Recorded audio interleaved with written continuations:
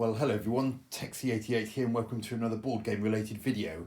And as fellow YouTuber Paul Rolls Dice, at the time of recording this video, is about to start uploading videos of his own playthrough of it, I decided to do an overview video of Resident Evil 2, the board game, which despite the name was actually the first of the Resident Evil cooperative board games, with this particular one being published by Steamforged Games in 2019 in a licensing agreement with Capcom, the company who owns the rights to the Resident Evil video game franchise, which is known as Biohazard in its original Japanese form.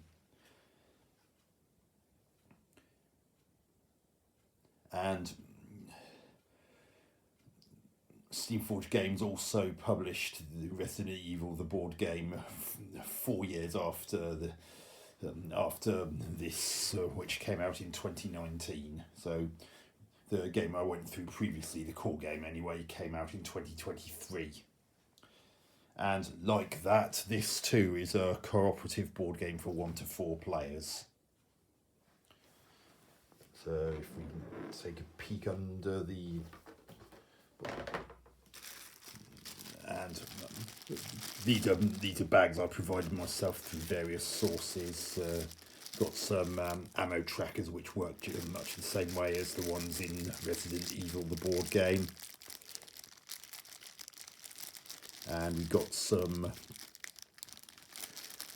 door tokens which work just like those in Resident Evil, the board game, where they got a closed side and an open side.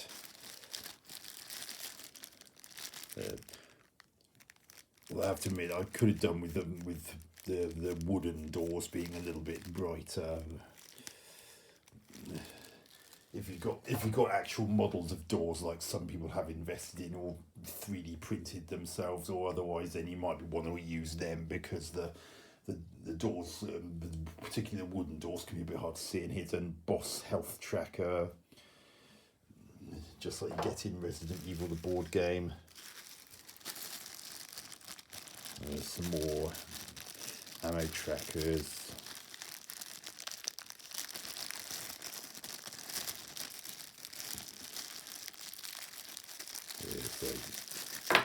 Oops. Magnum ammo works much the same way as you used to if you've seen or played Resident Evil, the board game. They work in a very similar manner.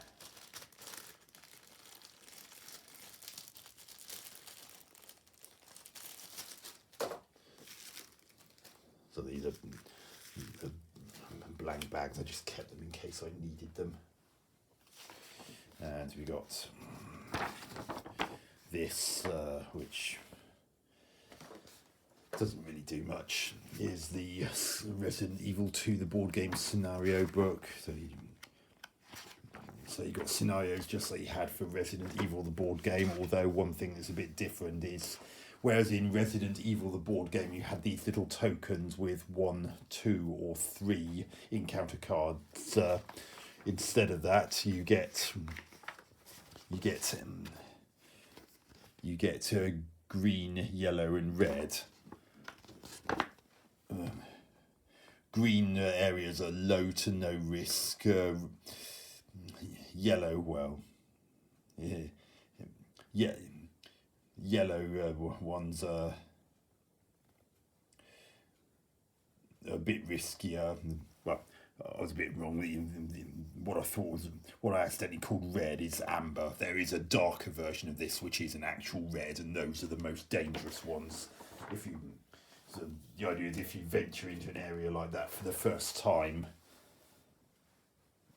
that's when you will instantly figure out what you're going to be up against. And just like in Resident Evil, the board game, you have floor tiles of familiar shapes. Just like in that, you got things like the P shape, the L shape, the 3x3, the 2x3.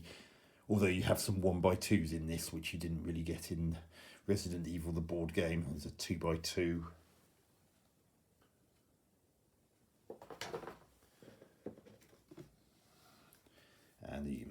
there's a one,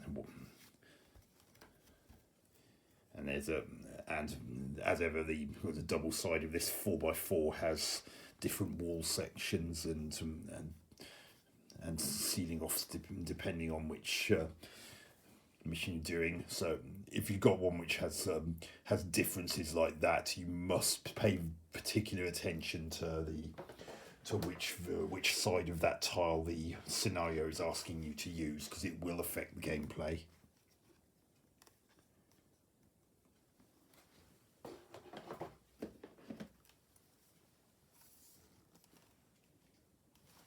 And a couple of these Resident Evil 2 the board game health trackers, and these are just some those are just some things that can happen during certain missions. I mean, some of these haven't been popped out simply because they weren't actually all in use at any one time. You can see one of the ink ribbons there. The others have been popped out because we've used them.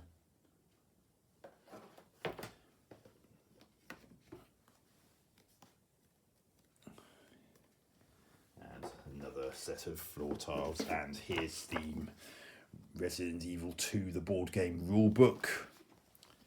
And as ever, it shows you how things work, how things move. Although, to be perfectly honest, if you're familiar with Resident Evil the board game, a lot of it isn't going to be wildly different.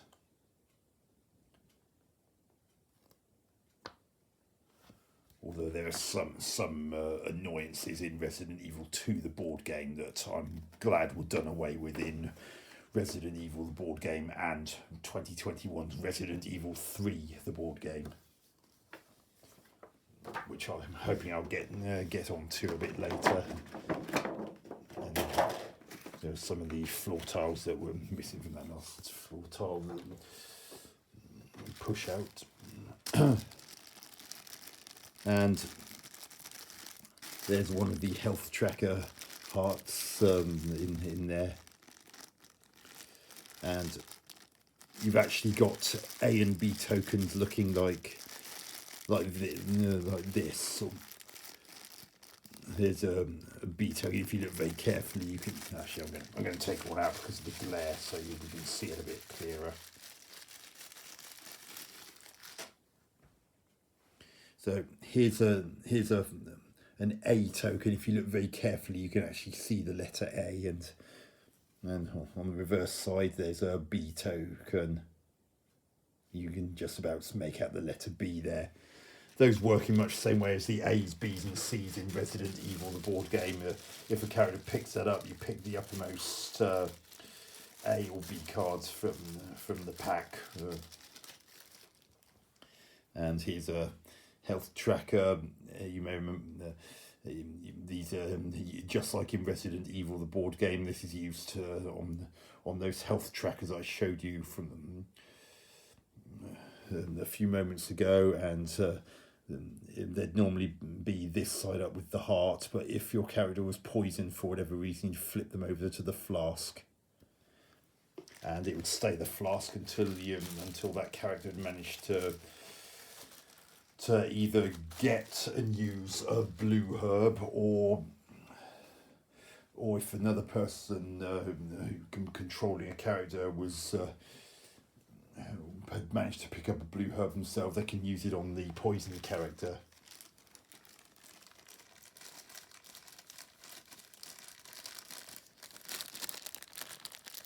And here we've got some additional wall sections, these thin black bits. These are actually used to make to actually customize rooms. Although I have to be honest, I did have a couple of occasions where I didn't have enough of these wall sections.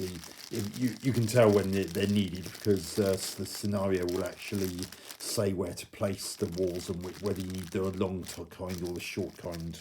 There were a couple of occasions when I played through scenarios and ran out of a particular kind, which was very annoying.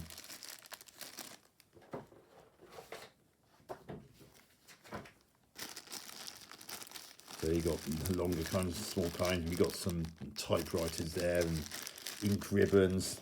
Work much the same as you're used to if you played Resident Evil, the board game. And here's another thing that's in Resident Evil 2, the board game, a side pack. If a character's got that, they can carry 2 additional items on top of their usual limit.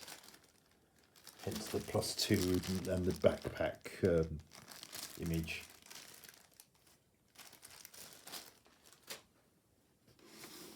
We've got some of the familiar wound tokens when you need to mark a monster that has more than 1 hit point, so you can track how many points of damage it's taken thus far.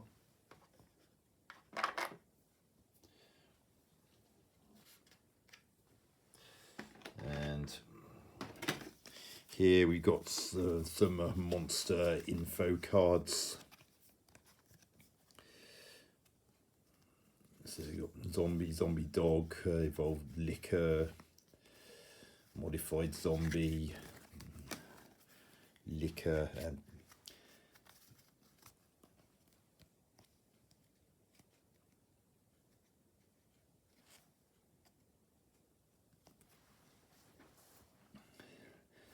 and then special abilities. A particular one listed in there: the threat level, how far they move whenever they activate, and how many health points they've got. So that's familiar with what you're used to.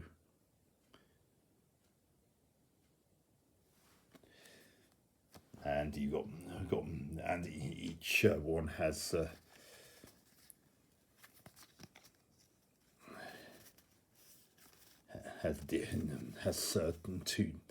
two different types of attack. You may remember that in Resident Evil, the board game, there were some enemies that had additional types of attack. The one in the bottom left is always its basic attack, and there are things like the range and how much damage it does in the event of a failed defense roll. So when the range is 0, it can only the zombie in this case can only harm creatures that are in the same square. So even the ones in an adjoining square will be out of range. So, whereas if it's doing this other attack for whatever reason, its range will be increased to 1, but will still only do 1 hit point of damage in the event of a failed defense roll.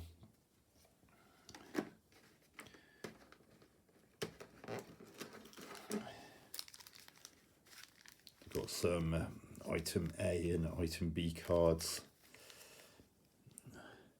These are the inventory cards, so every time someone picked up an item A token, they'd draw from the item A pack, and whatever they got, they'd get. Here, for example, is a green herb. You can combine different herbs just as you could in Resident Evil, the board game, and these and get the herbs to take up just 1 slot. Although once you've combined them in that way, you cannot separate them.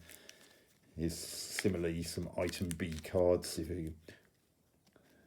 all sorts of different ones there. All sorts of things. There's one of the blue herbs I just mentioned, which is, as I said earlier, to remove the effects of poison. And here are some locked door cards and the like. And as with Resident Evil, the board game, the door token would go across here, and this would be underneath it. So, for example, a door with this underneath it could not be unlocked unless someone was standing next to it with the Eagle medal in his or her inventory. So nothing out of the ordinary there. And These S cards, as with Resident Evil the board game, are starting cards, and as with Resident Evil the board game, those starting cards are cards that a character can potentially start with.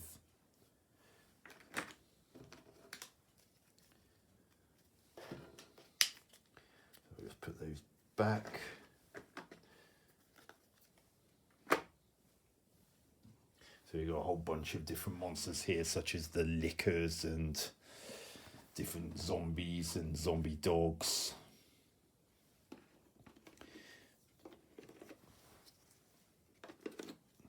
Here you got two different sets of stairs. You got some which are brown and some which are grey, and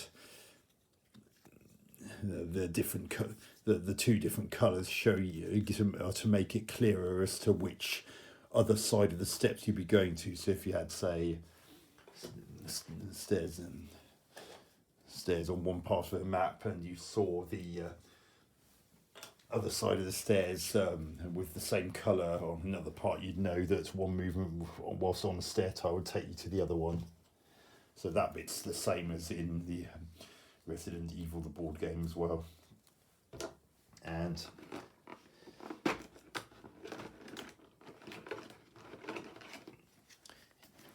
the cards that look like these doors, just as in Resident Evil the board game, are the tension cards.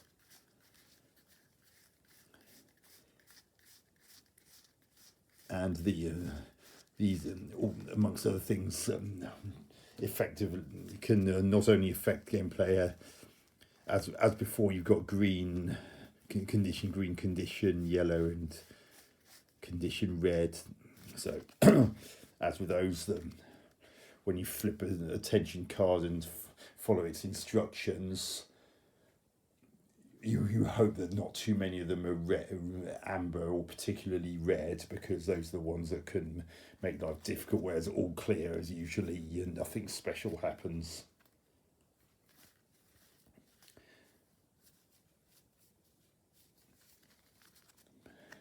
But also, as before, the tension cards effectively count as a time limit for a scenario, unless someone uses unless said otherwise, unless someone uses an ink ribbon next to a typewriter, they have this pack would not, the pack of tension cards for a scenario would not refresh, and the general rule of thumb is, unless it says otherwise, when the tension cards run for a scenario runs out, that means the scenario ends in failure, and you'd have to do it again and hope you didn't run out of time a second time. So here are the info character profile cards for the 4 controllable characters. We got Claire Redfield, sister of Chris Redfield from the first Resident Evil. And remember, I showed you the inventory cards with the S at the S on them. Well, down here are starting items. They're different for each character. So there's Claire Redfield. There's Leon Kennedy. Ada Wong. And Robert Kendo.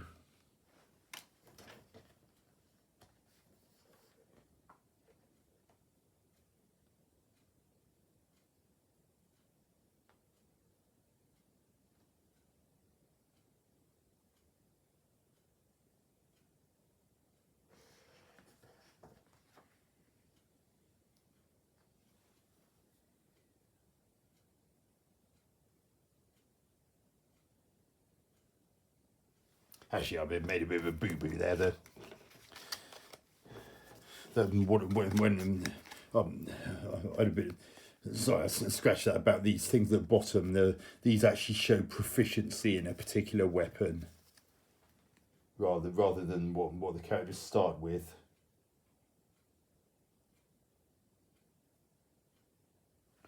It just means that if a character has picked up a weapon and it's not depicted down here, then that particular character cannot use it. But that doesn't mean they can't carry it, because they can potentially carry it in preparation to give to another character that can use it. So sorry about that slight mishap. And we've got some boss behaviour cards for things like the G Mutant, which is this thing here. Well, one of the cards is actually an info card, and the others are behaviour cards.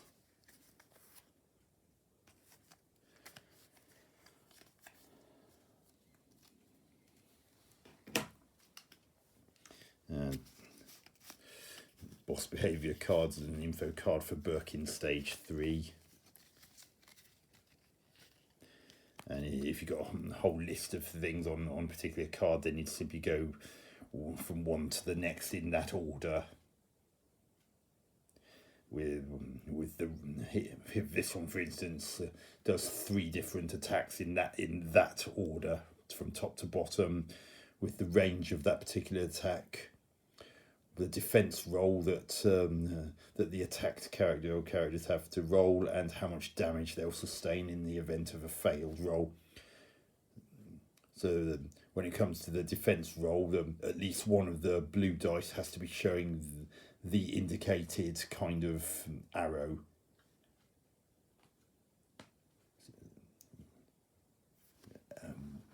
And as that's the most complete arrow, nothing else other than that particular arrow will cause no damage to happen. Whereas this one down here is the intermediate of the 3 levels, because there's a smaller version of the arrow.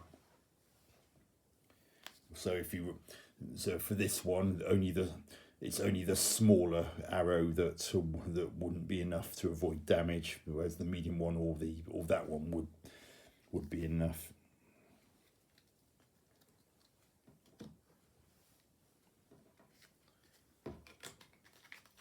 And speaking of the defense rolls, just as in Resident Evil the board game, this icon here shows you how many defend dice that character rolls when doing any kind of defense against attacks. So with the exception of Robert Kendo, who can only roll 1 defend die, the other 3 can roll 2. And this here shows how many inventory items that particular character can carry at any one time. So Claire and Leon can both hold 8, whereas Robert and Ada can both hold 6.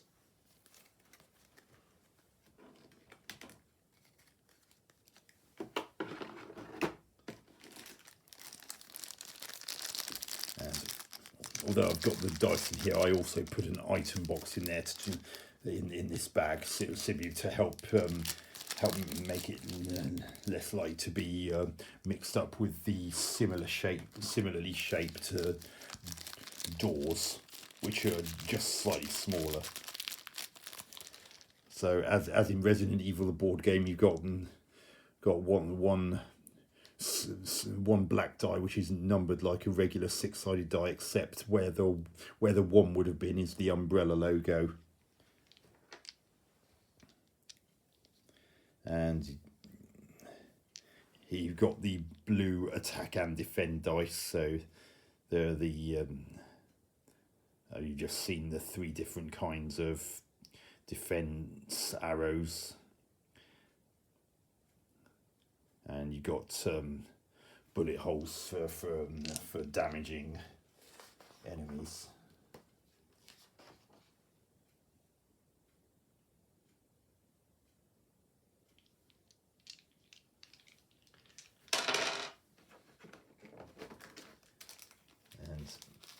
As with other games in the franchise, how would you know how many dice you needed to roll?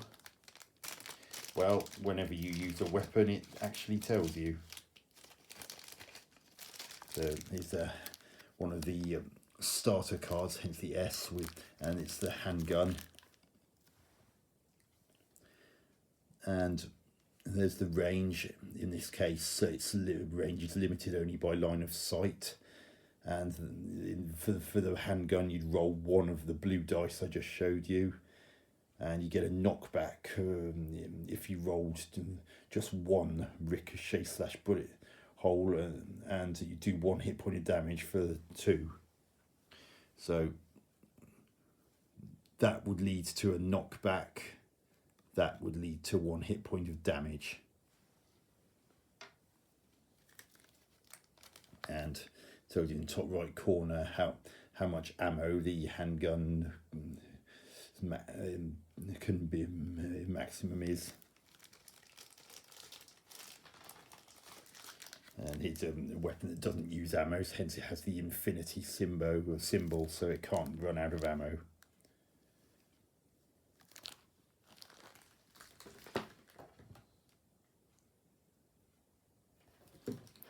And another good thing is if you see this symbol, then it means that that particular weapon can be used by any character. So it doesn't matter that you don't see knives at the bottom of the character's profile cards. If it's got this group symbol on it, then any character can use it. And you can see the knife does have a range. It's limited to 1, so anyone using a knife can only attack enemies in the same space as, or in an adjacent space in line of sight. Any further than that would be out of range. Other than that, it works much the same as normal.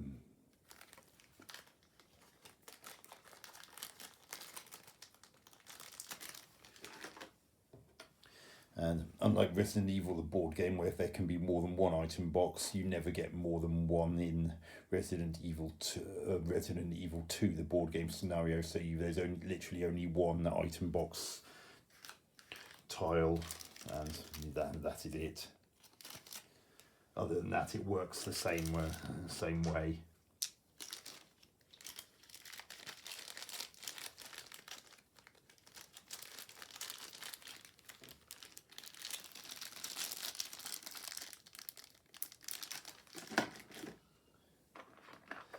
And as with Resident Evil, the board game, you get these corpse tiles. Again, there's a risk of corpses being reanimating as zombies, just like there was in Resident Evil, the board game. So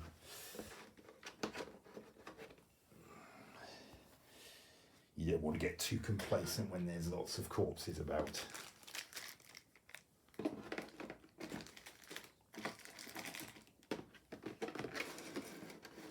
And there's nothing underneath it.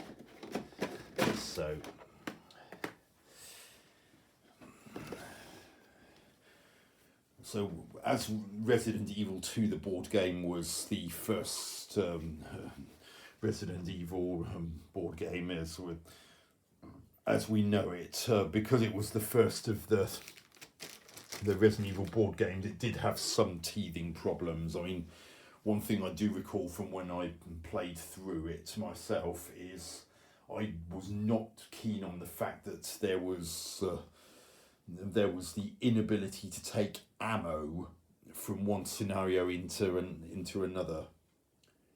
You could take weapons into it, but any ammo for those weapons could not be taken into a new scenario. Presumably a lot of people complained about that because both Resident Evil 3, the board game in 2021, and Resident Evil, the board game in 2023, did away with that.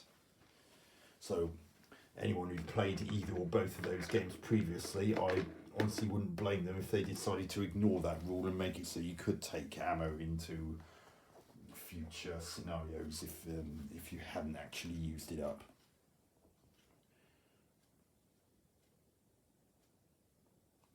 And the other, as I mentioned, is that the doors on the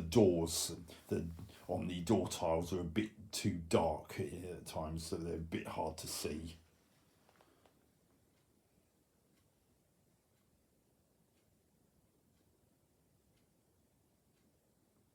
Other than that, many things about the rules of Resident Evil 2, the board game, are not wildly different. to what was in Resident Evil, the board game.